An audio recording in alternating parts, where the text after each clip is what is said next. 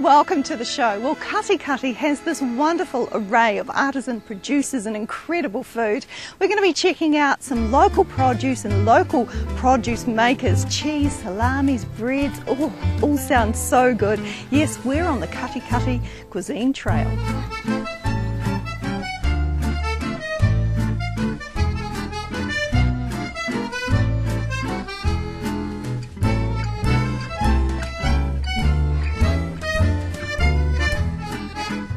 Really great tasting bread is hard to find, but it can be found right here at Mount Hikurangi, and we're here now at Bread NZ, going to find out exactly what this place is all about.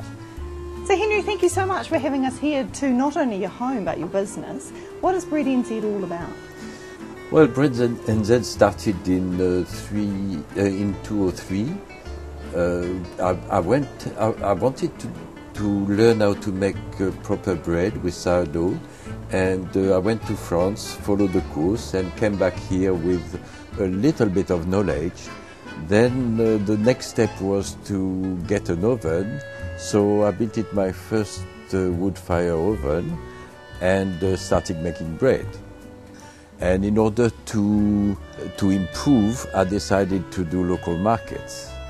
And so we started with the Kati local market, and that put more pressure because the bread must be ready in time. You don't have time to correct anything, etc. But it has been a fantastic experience. You also run courses, which is one of the reasons why you started Bread NZ. Tell us about that. Oh, we run two types of course. One is Introduction to Bread Making, which is a one-day course, where you learn how to do bread, in fact, but and then we have in the courses including a lunch with pizza that you bake during the course, and at night when you finish, which is about 4-5 o'clock in the evening, you go back with your bread and maybe a few pieces of pizza, and you can start doing your own bread. We also do an introduction to wood fire oven, because a lot of people buy a wood fire or have a wood or build one, and then they're not too sure of what they've got. So we show what to do, what not to do.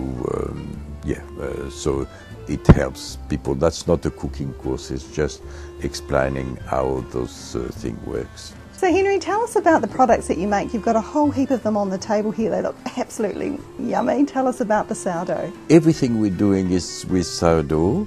Of course, we do bread, and with our bread we use only organic flour that we get from Australia, and we bake also some wholemeal bread, which is stone ground, which is very important for which is good for people having diabetic. They can still because it's got a low GI content. So that's one aspect. We do spelt bread, we do rye bread. All those bread are not looking for big volume, so we don't put wheat in it. We just pure rye, pure spelt, and we do also viennoiserie, like our croissant.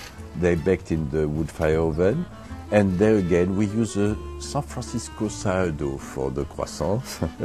And Megan is doing gluten-free bread, but that we believe very strongly about that, because it's you can see a lot of people saying it's gluten-free, but if the gluten-free means that you have to add emulsifiers, conservative, and sometimes you find that there is 60 components in the bread. We're doing gluten-free with sourdough that we grew here on brown rice flour, and in the sourdough, in that bread, gluten-free, there is different flours, but it's only flours, salt, and sourdough. There is no additive at all. Keeps very well, and people enjoy it.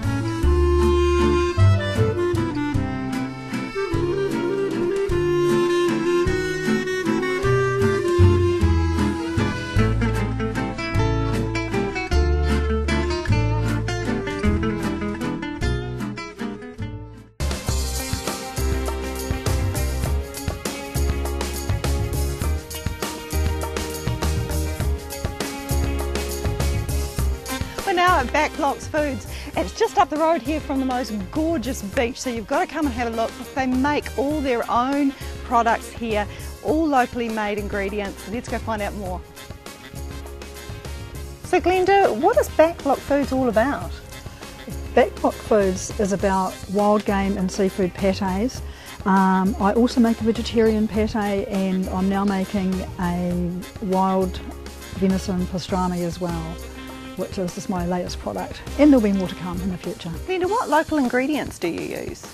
Nobody else actually makes wild game patés, so I had to sort of start from scratch, and I got lovely ingredients. My venison and my rabbit both come from the South Island of New Zealand, and they are genuinely wild. They're not farmed in any way. And my seafood comes from out here in the ocean, and again that's wild too. So that makes it pretty special. Yes, it is. And now tell us why it's so unique, all to do with the preservatives and the New Zealand food standards. Okay, I used to be a laboratory technician, so I was very keen on making sure that my product was safe for people.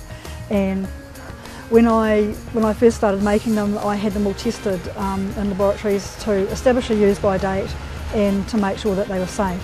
Particularly because there are no preservatives and no additives in any way. There's no colourings. There's nothing in there apart from the native ingredients. I hear we can book in for a tasting. Tell us what we'll experience. You get to taste all my foods over here. You get to have a nice glass of New Zealand wine, or a cup of coffee or tea, or coffee and tea, whichever. And yeah, you get to meet my helper, who is a small fat Siamese cat. He's in charge of raw ingredient testing, and you get to have a lovely walk around Tanner's Point and play petanque if you want to, go fishing down the wharf. There's lots of things to do here. And how can we find out more? You can go to my website, Janine, it's www.backblocks.co.nz. Fantastic. Thank you so much for having us here today. You're very welcome.